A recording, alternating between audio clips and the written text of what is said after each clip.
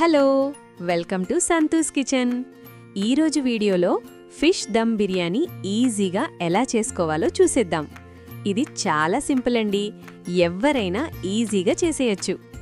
ఇప్పుడు ప్రాసెస్లోకి వెళ్ళిపోతే ఫస్ట్ దీనికోసం ఒక స్పూన్ సాల్ట్, కారం, ధనియా పౌడర్, గరం మసాలా, ఫిష్ మసాలా, జీరా పౌడర్, 2 స్పూన్లు కార్న్ఫ్లోర్ వేసి అలాగే సగం చెక్క నిమ్మరసం వేసుకుని మొత్తం బాగా కలుపుకోవాలి. ఇక్కడ నేను అల్లం వెల్లుల్లి పేస్ట్ కూడా వేశాను, క్లిప్ తీయలేదు, మీరు వేసుకుని కలుపుకోండి.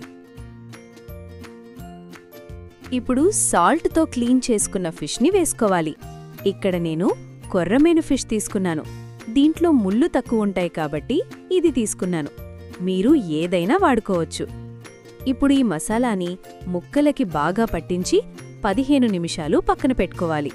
ఇప్పుడు ఫ్రై పాన్ తీసుకొని ఆయిల్ వేసి ఇందులో మ్యారినేట్ చేసిన ఫిష్ పీసెస్ని వేసుకొని 2 సైడ్స్ షాలో ఫ్రై చేసుకోవాలి.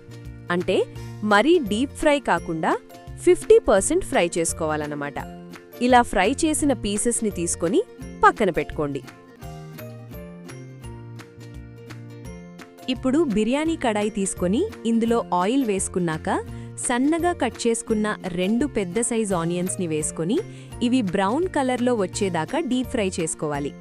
మనకి బిర్యానీలో ఫ్రైడ్ ఆనియన్సే కదా టేస్ట్ ఇచ్చేది, సో ఎక్కువగానే ఉంటే టేస్ట్ బాగుంటుంది.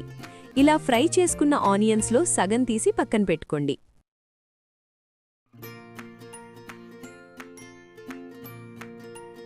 నెక్స్ట్ ఇందులో నెయ్యి వేసుకొని బిర్యానీ ఇంగ్రీడియంట్స్ వేసుకొని ఇవి కొద్దిగా ఫ్రై చేసుకోవాలి.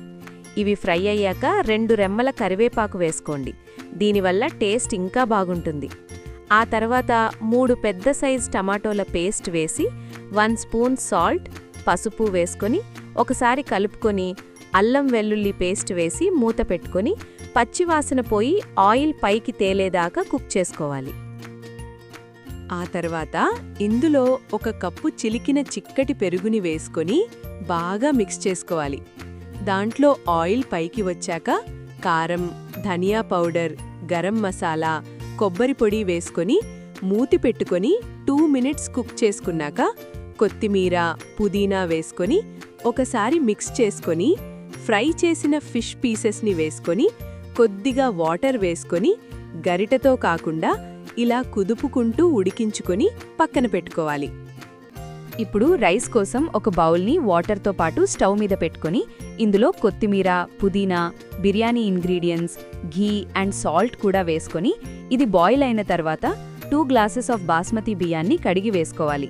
ఇది 80% కుక్ అయిన తర్వాత దింపేసుకోండి, ఎందుకంటే 100% కుక్ చేసుకుంటే దమ్ చేసుకునేటప్పుడు రైస్ మెత్తగా అయిపోయి బిర్యానీ తిన్న ఫీల్ రాదు. సో ఇప్పుడు ఈ రైస్ని కుక్ చేసుకున్న ఫిష్ గ్రేవీలో కొద్దిగా వేసుకొని మొత్తం ఈవెన్గా స్ప్రెడ్ చేసుకోవాలి. ఇలా స్ప్రెడ్ చేసుకున్న తర్వాత ఇందులో ముందుగా ఫ్రై చేసుకున్న పీసెస్ వేసుకోవాలి.